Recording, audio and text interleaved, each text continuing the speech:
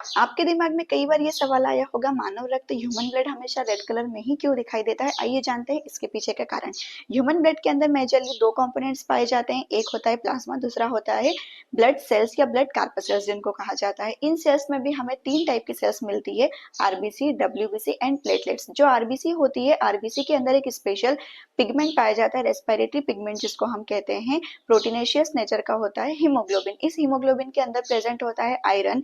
Iron जब भी oxygen के साथ बाइंड करता है तो ये हमेशा रेड कलर देता है, इसीलिए ह्यूमन ब्लड हमेशा रेड कलर में दिखाई देता है। हर ऑर्गेनिज्म की बॉडी के अंदर रेड कलर का ही ब्लड हो ऐसा जरूरी नहीं है। एग्जाम्पल के लिए हम देखें ऑक्टोपस, ऑक्टोपस का जो ब्लड होता है वो ब्लू कलर का होता है, क्योंकि उसके अंदर आयरन की जगह पर कॉपर प्रेजेंट होता है, उसमें हीमोग्लोबिन नहीं होता है, फाइकोसाइनिन नाम का पिगमेंट प्रेजेंट होता है। आपके दिमाग में कई बार ये सवाल आया होगा, मानव रक्त ह्यूमन ब्लड हमेशा रेड कलर में ही क्यों दिखाई देता है। आइए जानते हैं इसके पीछे का कारण।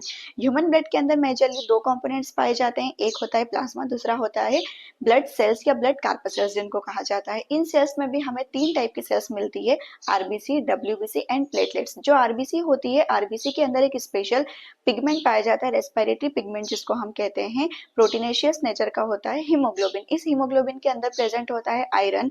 आयरन जब भी ऑक्सीजन के साथ बाइंड करता है तो ये हमेशा रेड कलर देता है, इसीलिए ह्यूमन ब्लड हमेशा रेड कलर में दिखाई देता है। हर ऑर्गेनिज्म की बॉडी के अंदर रेड कलर का ही ब्लड हो ऐसा जरूरी नहीं है। एग्जाम्पल के लिए हम देखें ऑक्टोपस, ऑक्टोपस का जो ब्लड होता है वो ब्लू कलर का होता है, क्योंकि उसके अंदर आयरन की जगह पर कॉपर प्रेजेंट होता है, उसमें हीमोग्लोबिन नहीं होता है, फाइकोसाइनिन नाम का पिगमेंट प्रेजेंट